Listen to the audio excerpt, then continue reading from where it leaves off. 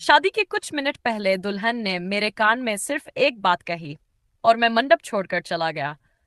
ढोल की आवाज पूरे आंगन में गूंज रही थी। रिश्तेदार नाच रहे थे। बच्चे इधर उधर भाग रहे थे। दूल्हा बने आरिफ के चेहरे पर मुस्कान थी, लेकिन दिल बहुत तेज धड़क रहा था। आज उसका निकाह आयशा से होने वाला था। दोनों परिवारों की यह शादी पूरे शहर में चर्चा का विषय बनी हुई थी। आयशा बेहद समझदार, शरीफ और पूरे खानदान की लाडली थी।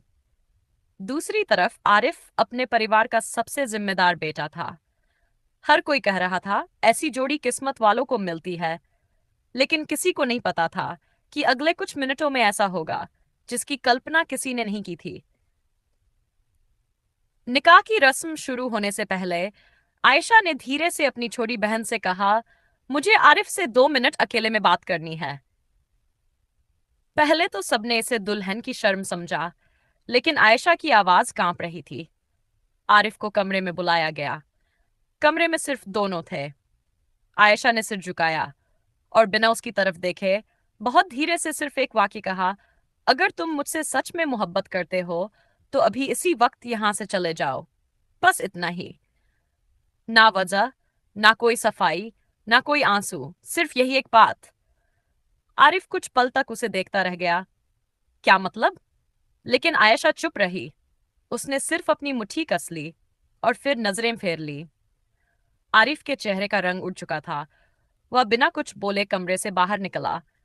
सबको लगा शायद रस्म शुरू होने वाली है, लेकिन अगले ही पल आरिफ ने अपनी सेहरा उतारी और मंडप छोड़कर बाहर चला गया।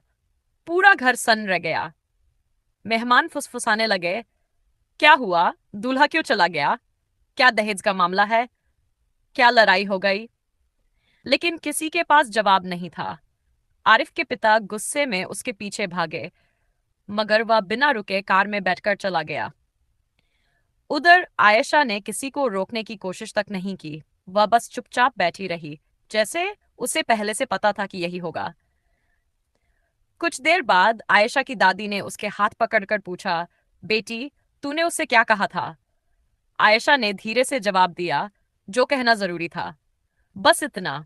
कमरे में फिर सन्नाटा छा गया। उधर आरिफ शहर से बाहर निकल चुका था। उसका फोन लगातार बज रहा था। माँ, अब्बू, दोस्त, रिश्तेदार, लेकिन उसने किसी का कॉल नहीं उठाया। अचानक एक अनजान नंबर से मैसेज आया, अगर सच जानना है तो पुराने रेलवे स्टेशन पर पहुंचो, अकेले आना। मैसेज पढ़कर उसके हाथ कांप गए। उसने कभी यह नंबर नहीं देखा था। लेकिन सबसे हैरानी की बात, मैसेज के आखिर में लिखा था, आयशा ने सही फैसला किया। अब सवाल और बड़ा हो चुका था। आखिर कौन था जिसे आयशा का फैसला पहले से पता था? आरिफ स्टेशन पहुंचा। पूरा स्टेशन लगभग सुनसान था। एक बूढ़ा आदमी बेंच पर बैठा उसका इंतजार कर रहा था। उसने जेब से एक पुराना लिफाफा निकाला। यह तुम्हारे लिए है? आरिफ ने पूछा। आप बूढ़ा मुस्कुराया। नाम जानकर कुछ नहीं मिलेगा, पहले इसे पढ़ो। लिफाफे के अंदर एक पुरानी तस्वीर थी। तस्वीर देखकर आरिफ की आंखें फैल गई। उस तस्वीर में उसके अब्बू, आयशा के अब्बू, और उनके साथ एक तीसरा आदमी खड़ा था जिसके चेहरे पर लाल निशान बना हुआ था। तस्वीर के पीछे सिर्फ एक लाइन लिखी थी, जिसे तुम मर चुका समझते हो, वह जिंदा है। आरिफ के पैरों तले जमीन खिसक गई।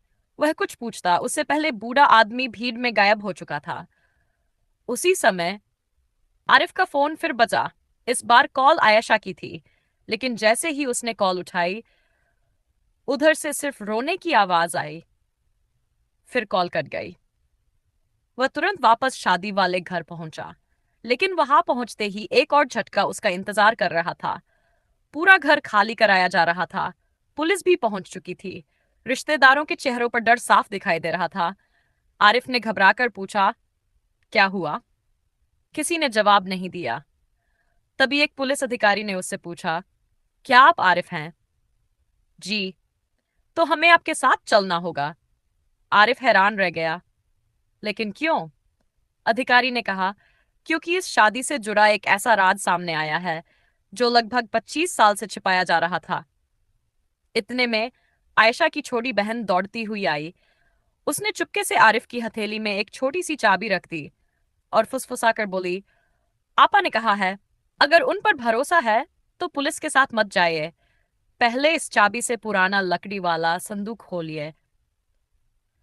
आरिफ ने चाबी को कसकर पकड़ लिया।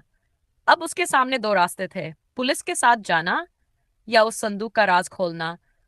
और उसे बिल्कुल नहीं पता था कि इन दोनों रास्तों में से कौन सा रास्ता उसकी जिंदगी। आरिफ ने कांपते हाथों से पुरानी डायरी का आखिरी पन्ना पलटा।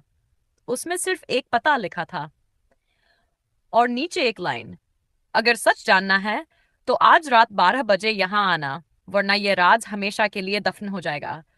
रात के ठीक 12 बजे आरिफ, पुलिस और दोनों परिवार उस पुराने गोदाम के बाहर पहुंचे। जैसे ही दरवाजा खोला गया, अंदर वही आदमी बैठा था जिसने वर्षों पहले दोनों परिवारों के बीच दुश्मनी पैदा की थी। उसने हंसते हुए कहा, आखिर तुम लोग यहां तक पहुंच ही गए। पुलिस ने उसे तुरंत हिरासत में ले लिया। पूछताछ में उसने कबूल किया कि लालच में आकर उसने नकली कागज तैयार किए, झूठी बातें फैलाई और दोनों परिवारों को एक दूसरे का दुश्मन बना दिया।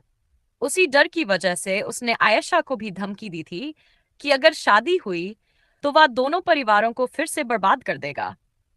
इसीलिए आयशा ने निकाह से कुछ मिनट पहले आरिफ के कान में कहा था, अगर मुझसे सच में मोहब्बत करते हो तो अभी यहां से चले जाओ। उसने आरिफ को ठुकराया नहीं था, बल्कि उसकी जान और दोनों परिवारों की इज्जत बचाई थी। सच सामने आते ही दोनों परिवार फूट फूट कर रो पड़े। आरिफ के अब्बू आगे बढ़े और आयशा के अब्बू को गले लगा लिया। उन्होंने कहा, हमने बरसों तक नफरत को सच समझ लिया, जबकि सच तो आज सामने आया है। कुछ हफ्तों बाद उसी आंगन को फिर से सजाया गया। इस बार न कोई डर था, न कोई झूठ, न कोई छिपा हुआ राज। जब काजी साहब ने पूछा, आरिफ बेटा, क्या आपको ये निकाह कबूल है? आरिफ ने मुस्कुराकर कहा, कबूल है। फिर आयशा से पूछा गया। आंखों में आंसू और होंठों पर मुस्कान लिए उसने 3 बार कहा, कबूल है, कबूल है, कबूल है।